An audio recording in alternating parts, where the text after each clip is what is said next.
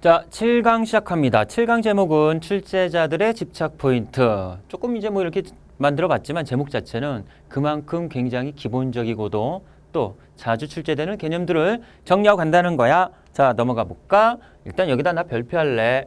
들어가자마자 별표입니다. 이게 무슨 얘기냐면요. 현실 혹은 상황은 크게 둘 중 하나야. 긍정적이냐 부정적이냐. 근데 선생님이 쭉 보니까 그 수능이나 모의고사 수준에서 이제 출제된 작품들을 봤을 때 긍정적 현실과 부정적 현실이 있을 때 출제자들은 압도적으로 부정적 현실이 반영되어 있는 작품들을 선호하더라. 이런 문제를 많이 내더라라는 거야. 그리고 이제 뒤에 극복의지의 유무라고 선생님이 정리해놨는데 일단 밑에 봐봐요. 화자의 정서와 태도를 확인합니다. 딴 거 다 모른다 할지라도 막 정서를 나타내는 단어라든가 뭐 이런 것들, 행위라든가 이런 걸 통해서 이걸 좀 확인해봐요. 이거 확인하면 상황 및 혹은 현실의 성격과 의미가 긍정적인지 아니면 부정적인지 뭐 이런 거 얼추 정리할 수 있겠죠? 그럼 여기서부터가 이제 포인트입니다. 정리해봤더니 상황 및 현실의 성격이 부정적일 경우에 반드시 이거 확인하세요. 극복의지의 유무를 확인하라. 극복의지의 유무를 확인하라. 자, 무슨 얘기냐? 상황을 분석해봤어. 상황을 분석해봤어. 그런데 이 상황이 부정적 상황, 부정적 현실인 거 같은 거야. 됐죠? 그럼 머릿속에 빨리 떠올려. 야, 상황이 부정적이네. 현실이 부정적이네. 그렇다면 이 작품에 과연 이런 부정적 상황과 현실을 극복하고자 하는 극복 의지는 있을 것인가? 없을 것인가? 됐어요? 되게 중요한 겁니다. 상황이 부정적일 때 그 작품의 해석과 감상의 기준은 이제 크게 둘 중 하나가 되는 거다. 극복 의지가 있는가 없는가. 그런데 만약에 그 작품이 극복 의지가 있는 작품이더라 라면 자 봐봐요. 작가가 시를 쓰는데 부정적이야, 짜증나, 미치겠어, 막 부정적이야. 그러다가 나중에 하지만 극복해야지 뭐 이렇게는 많이 나오잖아요. 어떤 경우 거의 없죠? 극복해야지, 짜증나, 외로워, 슬퍼 이런 거는 거의 없어. 거의 없다고. 즉 극복 의지가 있다면 초반부터 막 나오는 것보다는 중반 이후 특히 마지막 부분에서 나오는 게 일반적인 구조다라는 거죠. 정리하면요. 만약에 그 작품에 극복 의지가 있다 칩시다. 그럼 이 극복 의지는요.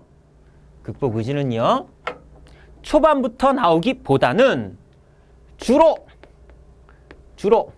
대부분 시의 중반 이후 특히 맨 마지막 부분에 많이 위치하더라. 주로 대부분 항상 그렇다는 게 아니라 됐죠? 그럼 선생님 상황이 부정적인 거 알겠고요. 뭐 다 알겠는데 극복 의지가 있는지 없는지는 어떻게 미리 아나요? 내가 말한 요 케이스는 뭐냐면 문제를 풀 때 이럴 때가 있어.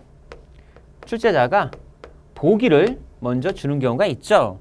이럴 경우는 당연히 보기를 먼저 읽어본 다음에 작품으로 들어가야 하는데 이 보기에서 출제자가 다 말해버리는 거야. 이 작품은 얘들아 상황이나 현실이 부정적인데 이 작품은 또 화자의 극복 의지가 드러난단다 라고 얘기를 해버린다 이 얘기지. 자, 보기에서 이렇게 나왔어요. 시를 들어갔어요. 그럼 당연히 뭐 상황과 관련된 건 좀 부정적으로 처리하면서 가야 되는데 뭐 부정적이다 갔는데 분명히 극복 의지가 나타난다 했거든요. 시를 쭉 읽다 보니까 마지막 구절에 좀 해석이 안 돼. 찍어야 될 것 같대.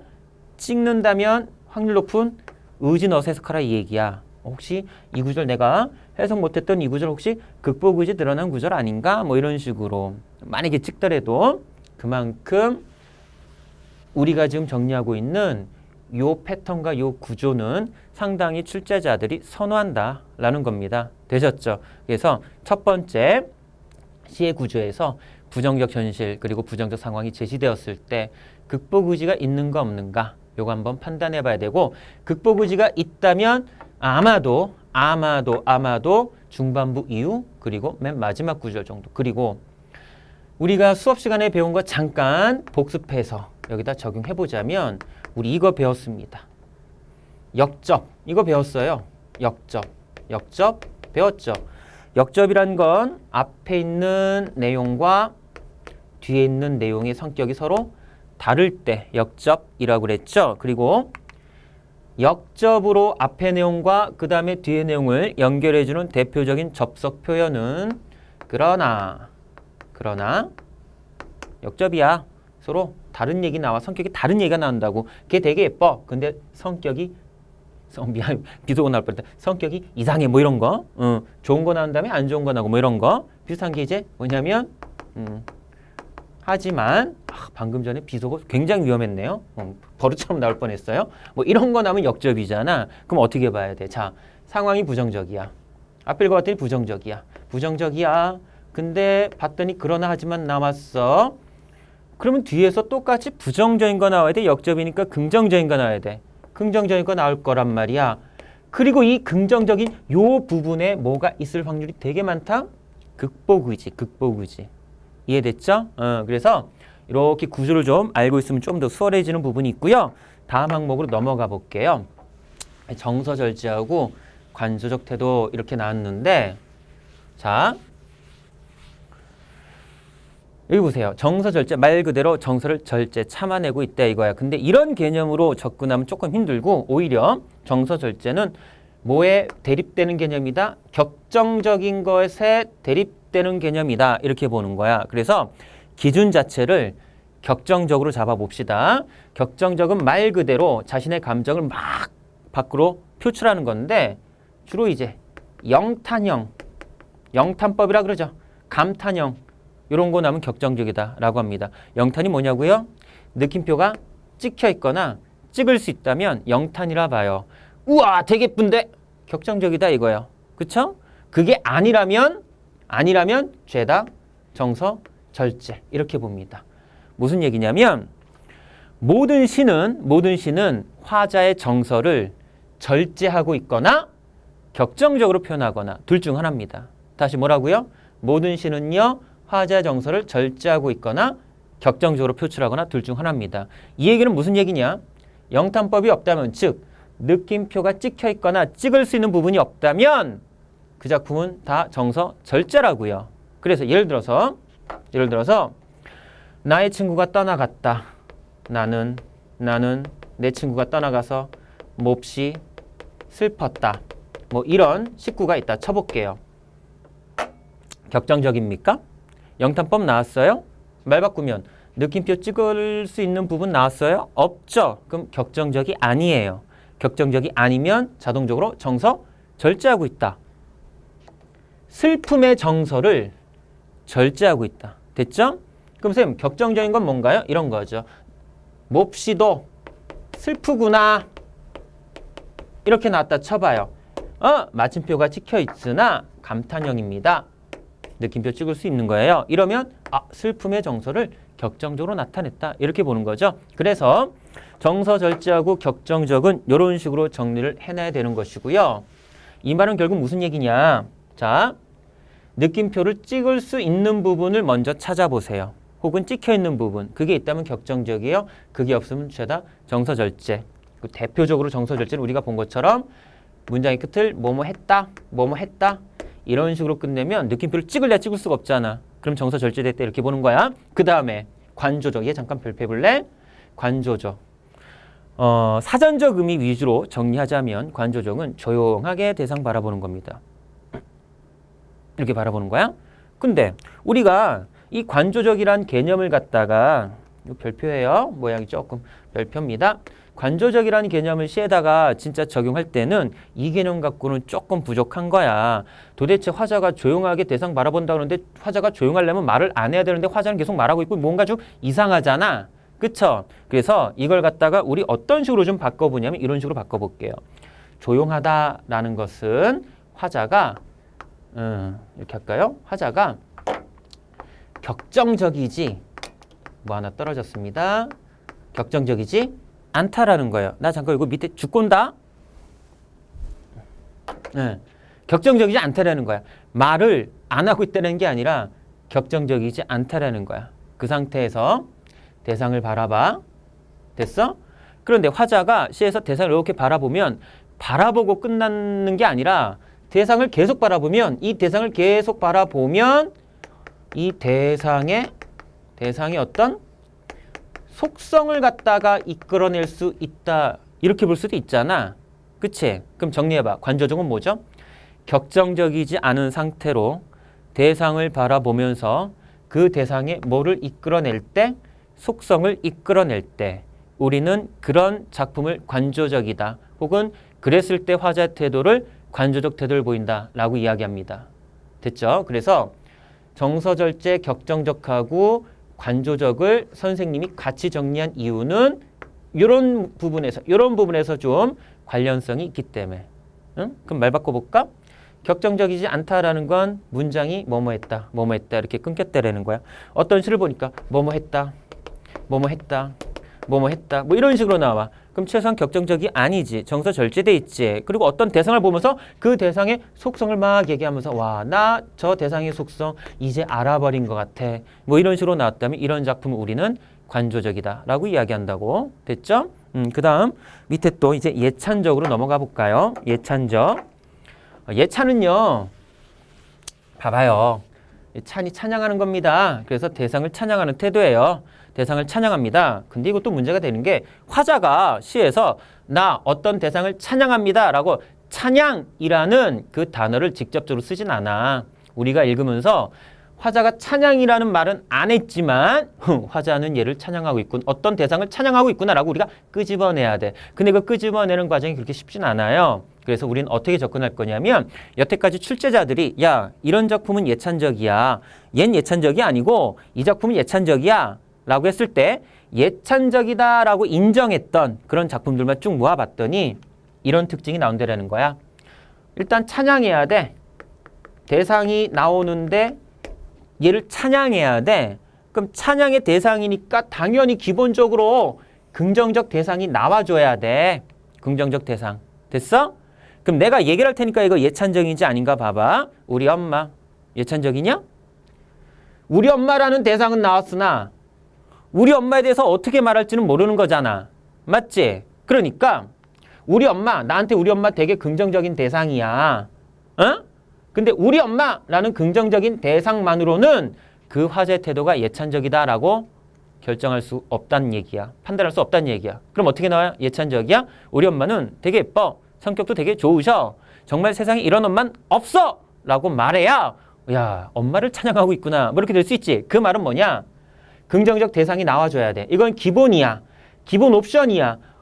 찬양해야 되는데 당연히 예찬의 대상, 찬양의 대상, 긍정적 대상 나와야 되잖아. 그리고 뭐까지 나와줘야 되냐면 이 대상이 갖고 있는 속성이 제시돼 줘야 되는데 이 속성이 긍정적 속성이어야 된다라는 거야.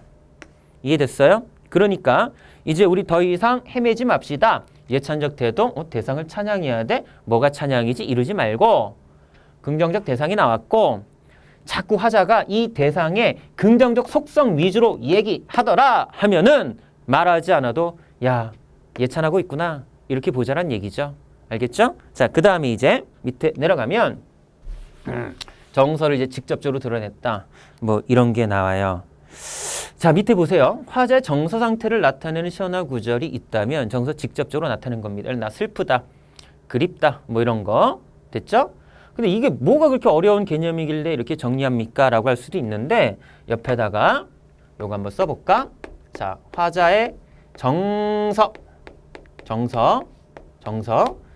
아까 우리 위에서 뭐 배웠죠? 모든 시는 화자의 정서를 절제하고 있거나 아니면 격정적으로 나타낸다. 모든 시는 둘 중 하나다 라고 했지? 그리고 헷갈리지 마. 정서를 절제하느냐 격정적으로 표출했느냐 둘 중 하나에 들어가고 모든 시는 또 모든 시는 정서를 직접적으로 표현했냐 아니면 간접적으로 표현했냐 둘 중 하나에 들어간다 라는 얘기야. 위에 있는 개념이랑 밑에 있는 개념을 막 섞어서 혼돈하지 말라고. 어떤 작품이든 간에 절제냐 격정적이냐 둘 중에 하나 결정지어서 이 작품은 절제입니다. 또 그러면 정서가 직접적이야 간접적이야? 간접적인데요? 이렇게 골라야 된다는 거야. 됐어? 그럼 선생님 간접적이라는 건 뭐예요? 정서를 나타내는 시어나 구절이 없음 간접적이야. 슬프다, 외롭다 뭐 이런 게 없음 간접적이라고. 됐죠? 어떤 시가 있다 칠게요. 길을 걸었다. 꽃을 봤다. 또 길을 걸었다. 풀을 봤다. 땡! 끝났다 쳐봐. 정서가 직접적이야 간접적이야. 이런 작품 있다 치면 간접적이지. 맞죠? 또 절제야 격정적이야. 길을 걸었다. 뭘 봤다. 길을 걸었다. 뭘 봤다 했으니까 절제인 거지. 됐죠? 그럼 이렇게 바꿔볼까요? 길을 걸었다. 와, 꽃이 있구나. 길을 걸었다. 낙엽이 지는구나. 그러면은 절제예요, 격정적이에요? 격정적이죠. 직접적이에요, 간접적이에요? 간접적이죠. 이렇게 가야 된다는 겁니다. 되셨죠? 그 다음에 이제 밑에 시상전개 방식 좀 보겠습니다. 시상전개 방식. 여기서 이 개념부터 한번 정리를 해볼까? 시상은 아주 단순 무식하게 쉬운 말로 바꿉니다. 시의 내용이에요. 시의 내용. 시의 내용에서 제일 중요한 게 뭐 정서, 상황, 태도 뭐 이런 거였잖아. 그런 게 이제 어떻게 전개되냐 이거야. 첫 번째는 시선의 이동입니다. 중요한 건요. 시선이 이동해요. 그럼 당연히 화자가 보고 있는 게 있겠죠? 바라보는 대상이 변해야 돼. 바라보는 대상이 변해야 돼. 그래야 시선이 이동했다. 이렇게 봐. 알겠죠? 그래야 시선이 이동했다. 이렇게 봅니다. 하나 추가적으로 더 참고적으로 정리하자면 시선의 이동에서 이런 개념이 좀 나올 수도 있습니다. 원경의 개념, 근경의 개념. 됐죠? 원경은 뜻 그대로 풀자면 멀리서 바라본 경치, 근경은 가까이서 바라본 경치 이렇게 되는데 이걸 진짜 멀리서 봤다, 가까이서 봤다 이렇게 보지 말고 상대적인 개념으로 받아들이고 또 단순히 멀고 가깝다 이게 아니라 멀리서 바라보면 어떤 경치든 어떤 풍경이든 멀리서 바라보면 되게 자세한 거 하나하나 볼 수 있니? 아니면 전체적인 모습이 나오니? 전체적인 모습이 나오죠?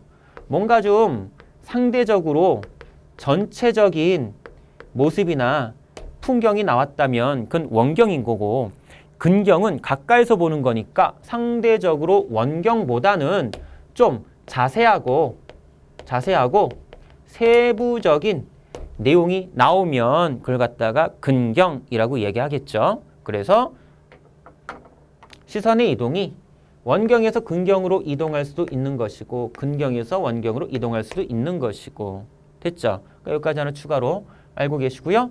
다시 와서 이제 시선의 이동이 아니라 공간의 이동. 공간의 이동은 화자가 위치하고 있는 곳이 변화해야 돼. 야, 내가 여기다가 막 이렇게 물결무늬를 밑줄 치고 강조하는 이유는 뭐냐면 헷갈리지 말라고. 어떤 시어 A가 나왔어. 그리고 시어 B가 나왔어.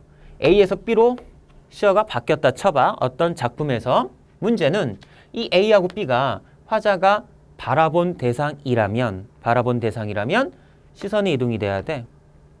화자가 위치하고 있는 곳이 A하고 B였다면 공간의 이동이 되어야 된다고. 무슨 말인지 알겠니? 무슨 말인지 알겠어요? 자, 만약에 이런 식으로 가정해 봅시다. 높은 빌딩이 있어요. 빌딩 위에 화자가 이렇게 있습니다. 됐죠? 멀리서 바라보니까 산이 있고요. 됐죠? 여기 뭐 강이 흐르고요. 강에 배가 하나 떠 있네요. 강 위에 떠 있는 배입니다. 어떤 작품이 이런 식으로 나간다 쳐봐. 나 빌딩 위에서 배를 봤어요. 산을 봤어요. 그러면은 배에서 산으로 갔는데 이게 화자의 위치하고는 공간이 바뀐 거야? 바라보고 있는 대상이 바뀐 거야? 대상이 바뀌었지? 대상이 바뀌었어. 그러면 배, 산 이렇게 나왔을 때 바라보고 있는 대상이 바뀌었기 때문에 이건 시선의 이동이야. 그런데 이게 아니라 화자가 나 원래 여기 있었다가 강가 가서 배 탔다가 산에 갔어요 하면 똑같이 배하고 산인데 이때는 바라본 게 아니라 화자가 위치하고는 공간이 바뀌었잖아. 그럼 당연히 시상 전개 방식도 공간의 이동이 되어야 한다고. 됐죠? 자, 마지막은 이제 시간의 흐름인데요. 무턱대고 시간 흐름이 있어요 그러지 말고요. 시간의 흐름을 확인할 수 있는 어떤 표현이나 구절, 예를 들면 뭐 해가 진다 이런 거 시간의 흐름 확인할 수 있죠. 별이 진다 뭐 이런 것들이요. 그런 게 있어야 돼. 어제, 오늘, 내일 뭐 이런 식의 시어라든가 시간의 흐름을 확인할 수 있는 표현이나 구절이 있어야 됩니다. 그래서 밑에 예로 이야기를 좀 볼게요. 첫 번째, 뭐라고 나옵니까? 질문이 이 시에서 갈매나무는 화자의 극복의지를 나타내는 소재이다. 뭐 이렇게 나오고 백석의 남신의주 유동 박시봉방이라는 제목을 갖고 있는 작품이에요. 뭐 여기 있는 제목 자체는요. 잠깐 제목 볼까요? 옛날에 이제 손편지 쓸 때 편지 봉투에다가 보내는 사람의 주소 쓸 때 이런 식으로 썼대요. 남신의주에 있는 유동이란 동네 그리고 세대주가 박시봉 씨인가 봐. 사람 이름이 박시봉인가 봐. 이름 되게 대충 지은 거지. 박시봉이라는 사람의 집에서 보냅니다.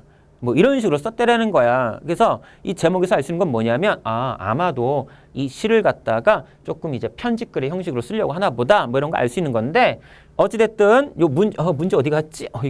요거 극복의지 관련해서 한번 볼게요. 자, 볼게요. 여기입니다. 어느 사이에 나는 아내도 없고 또 아내가 있었는데 아내가 없어졌나 봐. 안 좋은 겁니다 이거. 아내 없으면 좋은 거 아닌가요? 뭐 그러지 말고 너희들은 그러면 안 되지. 아내 없으면 이거 안 좋은 거예요. 문학에선. 어떤 시인이 뭐 아내 없어 좋아 뭐 이러겠어. 자, 아내와 같이 살던 집도 없어지고 그리고 살뜰한 부모며 동생들과도 멀리 떨어져서 야 그럼 요상까지 딱 봐봐. 요상까지. 긍정적 상황으로 봐야 돼? 좀 부정적 상황으로 봐야 돼? 일반적으로 부정적 상황으로 봐야 돼. 근데 선생님 저는 읽어도 모르겠는데요. 아니 아내도 없고 뭐 집도 없고 뭐 부모 동생 떨어져 자유로운 상황일 수도 있잖아요. 뭐 그럴 수도 있어. 그럴 수도 있다고. 그래서 이 부분까지 읽었을 때 이게 긍정적인지 부정적인지 확실히 모른다 할지라도 일단은 한번 넘어가 볼게. 그거는 바람 쐬인 쓸쓸한 거리 끝에 헤매었다. 일단 여긴 밑줄 칠게. 왜냐하면 공간적 배경이잖아. 그치? 배경이니까 밑줄 쳤어. 배경은 곧 뭐일 테니까. 상황일 테니까. 그런데 여기서 화자가 확실하게 못을 박네. 야, 이런 상황은 자유로운 상황이 아니라 쓸쓸한 상황이야. 부정적이야. 라고 말을 하는 거야. 부정적이야. 됐죠? 바람이 센 건 쓸쓸한 거야. 부정적인 거야. 이렇게 해야 돼요. 그런데 바로 날도 저물어. 바람 불면 쓸쓸한 거였는데 부정적이었는데 그게 더 세게 불어 추위 점점 더해와 계속 쓸쓸해지죠? 나는 어느 목순의 집 헌사슬간 한 방에 들어서 진을 붙였다. 새빵살이 했다. 이 집주인 목수 이름이 아마 박시봉인가 보죠? 새빵살이 시작했대요. 상황은 부정적입니다.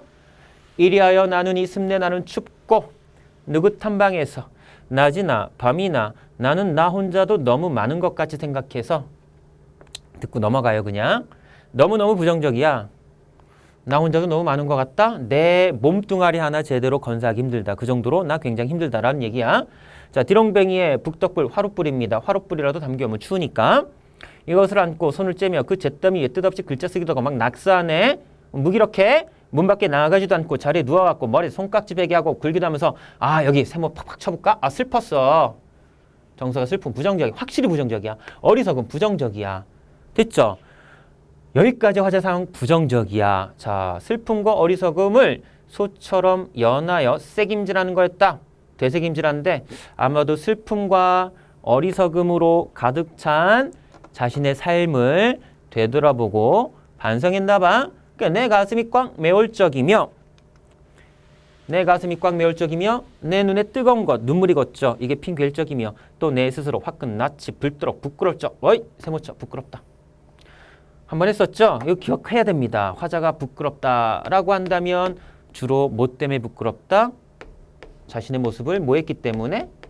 반성했기 때문에 부끄럽다. 그쵸? 그러니까 뭔지 몰라도 위에 막 정서가 막 부정적이었잖아. 슬프다. 어리석다. 이런 얘기 나왔었잖아. 화자는 위에서 자신의 삶을 성찰하고 반성했나 봐. 그래서 막 이렇게 부끄럽대. 그러면서 뭐라고 얘기해? 나는 내 슬픔과 어리석음에 눌려 죽을 수밖에 없는 걸 느끼는 거였다. 계속 부정적이야. 아이, 그런데 여기서 그러나 나왔잖아. 이게 뭡니까? 역접이죠. 앞에서 죽을 수밖에 없나? 부끄러워, 슬퍼, 어리석어. 나한테 그러나 나왔어. 그러면 뒤에선 이건 아야 되겠네. 맞죠? 이건 아야 되겠죠. 이렇게 나오면 무슨 의지 나오는 구조죠? 극복 의지 나오는 구조죠. 극복 의지는 중반 이후 특히 어디? 맨 마지막 구절. 그럼 봐봐요. 근데 이것들보다 더 크고 높은 것 있어서 여기 그냥 넘어갈게요. 넘어갑니다. 자, 나를 마음대로 굴려가는 걸 생각하는 것인데 이렇게 하여 여러 날 지난 동안에 내 어지러운 마음, 슬픔, 한탄, 가라앉을 것 차츰 앙금이 되어 가라앉고. 자, 슬픔 세모 쳐봐. 한탄 부정적 정서야. 뭐 했대? 가라앉았대. 자, 이것도 배운 거야. 가라앉은 건 상승이 하강이야. 하강이고 하강은 생성이다, 소멸이다, 소멸이다. 그럼 마음속에 있던 슬픔하고 한탄은 이제 차츰 다 사라진 거야. 다 사라져. 그럼 뭐만 남았다?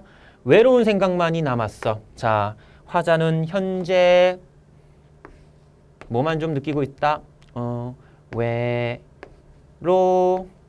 외로움만 좀 느끼고 있다. 외로움. 됐죠? 그리고 더러 나주손에 저녁 무렵에 쌀랑쌀랑 쌀랑눈이 와서 문창을 친대요.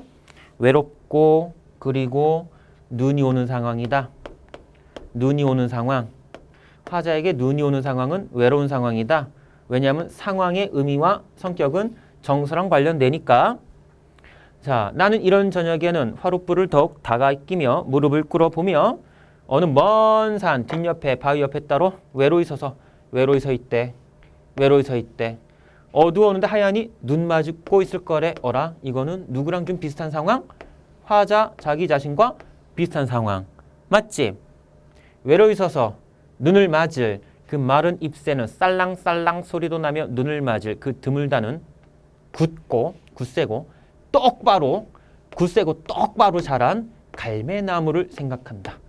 그럼 저 갈매나무는 화자처럼 외로워. 눈이 내리는데 이런 상황에서 굳고 정하게 똑바로 자랐지. 이걸 해석해야 되는데 문제가 뭐야? 출제자가 야, 니네 이 갈매나무 이거 극복의지냐라고 물어봤어. 이거 해석해야 되는데 극복의지냐고 물어봤어. 그러면 부정적인데 뒤에 맨 마지막에 굳고 정한 갈매나무? 그럼 아까 전 우리가 구조 배웠잖아요. 극복의지라고 볼 수가 있는 거지. 외롭고 눈이 내려 하지만 그런 부정적 상황 속에서 굳고 정한 갈매나무처럼 살아갈 거야. 굳고 정한 갈매나무처럼 이 모든 걸 극복할 거야 라고 볼 수가 있다라는 거죠. 옵니다. 오. 자, 그 다음 예로 확인하기 위해서 이육사의 광야 보겠습니다. 그 이육사 일제강점기 작품 배울 때 한번 쭉 봤던 작가죠. 까마득한 날에 하늘이 처음 열리고 어디 다구는 소리 들렸으랴. 까마득한 날. 지금 문제 자체가 뒤에 보면 알겠지만 시간의 흐름에 따라 시상 전개되고 있다. 그럼 아까 뭐라 했어요? 시간의 흐름을 표현하거나 의미하는 구절이 있어야 된다. 혹은 시어가 있어야 된다. 까마득한 날 하면 과거 아니니? 그쵸? 과거. 까마득할 정도로 아주 오래된 과거에 하늘이 처음 열리고 개벽의 상황이야. 다구는 소리, 생명의 기척 들렸으랴. 모든 산맥들이 바다를 연모에 휘달릴 때에도, 바다를 그리워하고 사랑해서 휘달릴 때도 차마 이곳을 침범하진 못하였으리라. 이 작품은요, 우리 한반도, 민족의 삶의 터전, 한반도를 쭉 광야라고 이제 표현하는 건데요. 개벽이에요. 닭소리 들립니다. 생명의 기척이 느껴져요. 산맥들이 바다를 연모, 그리워하고 사랑해서 바다 쪽으로 휘달려가. 우리 한반도의 산맥이 이런 식으로 형성됐잖아. 그걸 얘기하는 거야. 자, 그때도 이곳을 침범하지 못하였으리라. 끊임없는 광음은 빛과 그림자, 그래서 세월입니다. 부지런한 계절이 피어선지고 계절이 폈다 졌다 폈다 졌다 계절이 순환된다. 계절의 흐름, 시간의 흐름이겠죠. 큰 강물이 비로소 길을 열었다. 그리고 여기 나오네. 지금. 이거 봤던 거잖아. 우리 일제강점기 할 때. 과거와 현재야. 현재야. 그럼 여기까지만 봐도 까마득한 날, 과거에서 현재, 시간의 흐름 썼다라는 것이고요. 하나 더 확인해 볼까요? 다시 청구의 뒤. 아주 오랜 뒤니까 이건 뭐가 되죠? 미래가 되는 거죠. 미래. 그래서 시간의 흐름에 따라 시상이 전개되고 있다. 맞고요. 됐죠?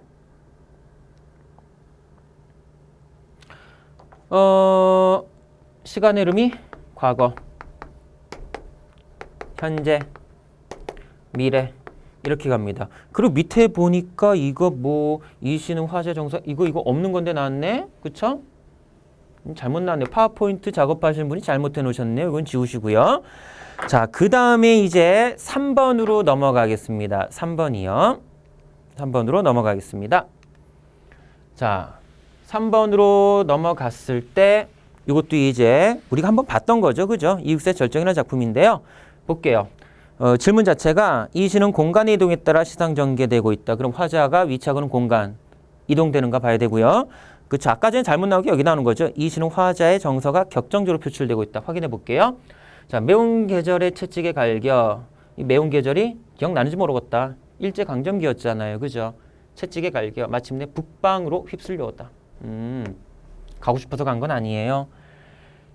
일본 애들의 포갑 때문에 북쪽 지방, 만주, 시베리아 이쪽으로 휩쓸려 온 겁니다. 됐죠? 만주, 시베리아 쪽.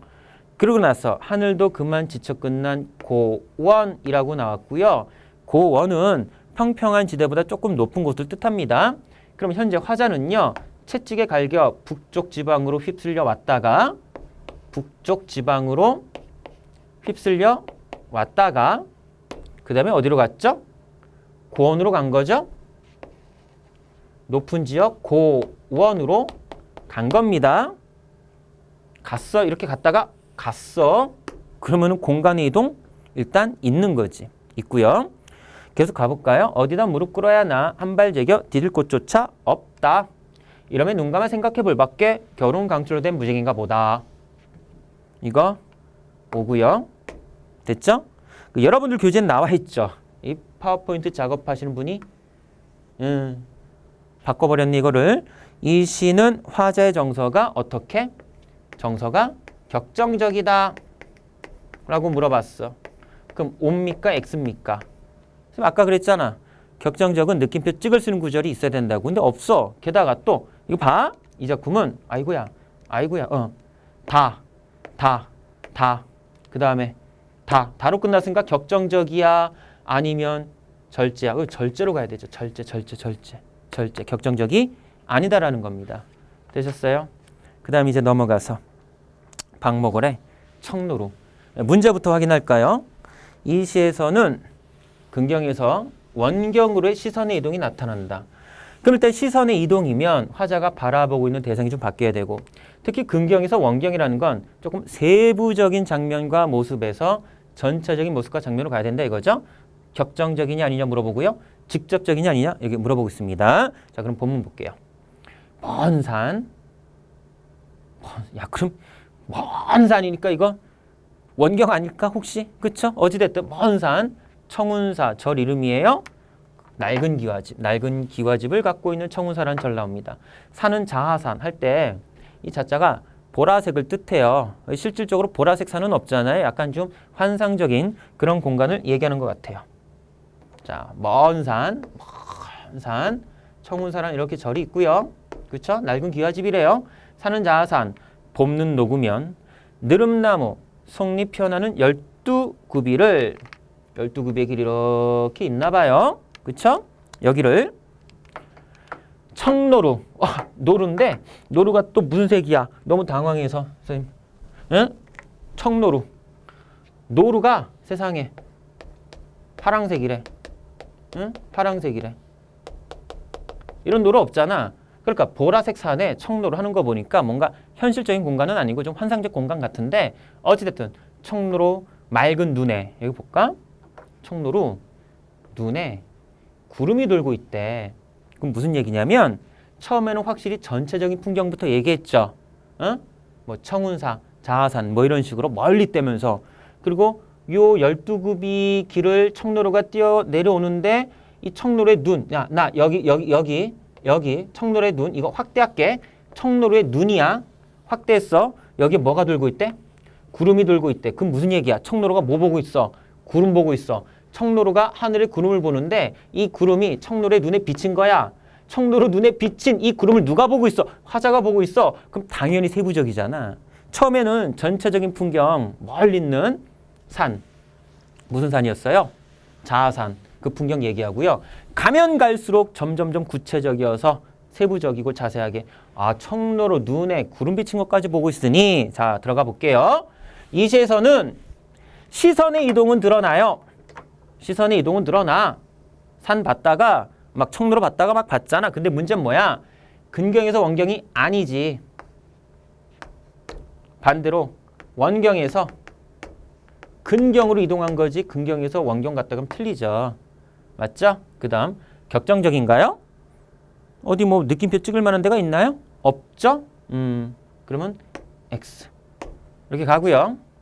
정서 직접적으로 드러냈나요? 슬프다, 기쁘다, 아름답다 뭐로 나오지 않았어요. 이렇게 되겠죠. 그 다음에 두 작품 정도 남았는데요. 그닥 어렵지 않습니다. 빨리 끝내봅시다. 자, 관조적 자세. 관조적 자세. 밑줄 쳐봐. 그럼 일단 뭐 해야 돼? 격정적이면 안 되고 어떤 대상을 바라보면서 그 대상의 속성을 이끌어내야 돼. 그래야 관조적이라 그랬잖아. 제목이 나뭇잎 하나예요. 나뭇잎 하나. 오, 제목에 사용된 거니까 중요하겠다. 봅시다.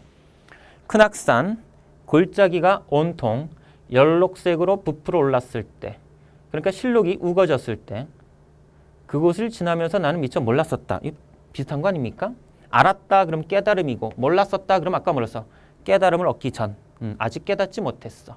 산이 연록색, 초록색으로 부풀어 있을 때 뭔지 모르지만 몰랐대.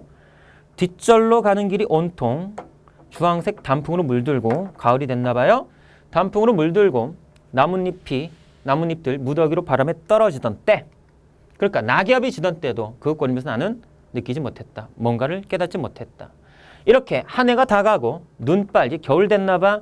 드문드문 흩날리던 날 앙상한 대추나무 끝에 매달려 있던 제목이었잖아. 나뭇잎이 떨어진 거야. 언제? 겨울에 나뭇잎이 떨어졌어. 저마다 한 개씩 돋아나 여럿이 모여서 한여름 살고. 누구 얘기하는 거야? 나뭇잎 얘기하는 거야. 나뭇잎이 지금은 떨어졌지만 원래는 저마다 한 개씩 돋아나. 나뭇가지에 나뭇잎. 여럿이 모여서 한여름 살고 지금 화자 눈에 보이는 것처럼 저마다 한 개씩 떨어져. 밑줄 쳐볼까? 살고 떨어져. 근데 살고는 말 그대로 사는 거고 떨어져는 하강이니까 우리가 정리한 걸 따르자면 죽음, 소멸 요래 되는 거죠. 그 많은 나뭇잎들이 사라지는 것을 보여주면서 봤어. 떨어진 걸 봤어. 그럼 무슨 얘기니? 보고 깨달은 거야. 대상의 속성을. 사람도 그렇고 나뭇잎도 그렇고 영원히 살 수는 없다. 모여서 살다가 언젠가는 죽는 거구나. 그런 어떤 자연의 이치랄까? 섭리랄까? 그런 걸 보고 깨달은 거죠. 그래서 관조적 자세로 대상이 지닌 의미를 새롭게 발견하고 깨달은 거 맞다 라고 볼 수가 있어요. 자, 마지막 작품 한용운의 찬송 볼게요. 그리고 문제 자체가 뭡니까? 대상에 대한 예찬적 태도가 있냐 없냐. 근데 솔직히 그 제목이 찬송이면 예찬적 태도가 있을 것 같은데 어쨌든 한번 볼게요. 님이여 당신은 100번이나 단련한 금결입니다. 뽕나무 뿌리가 산호가 되도록 천국의 사랑을 받으세요. 천국의 사랑 받으세요. 그러면은 긍정적이잖아. 그쵸? 긍정적인 속성 나왔네. 그쵸? 긍정적인 사람이야.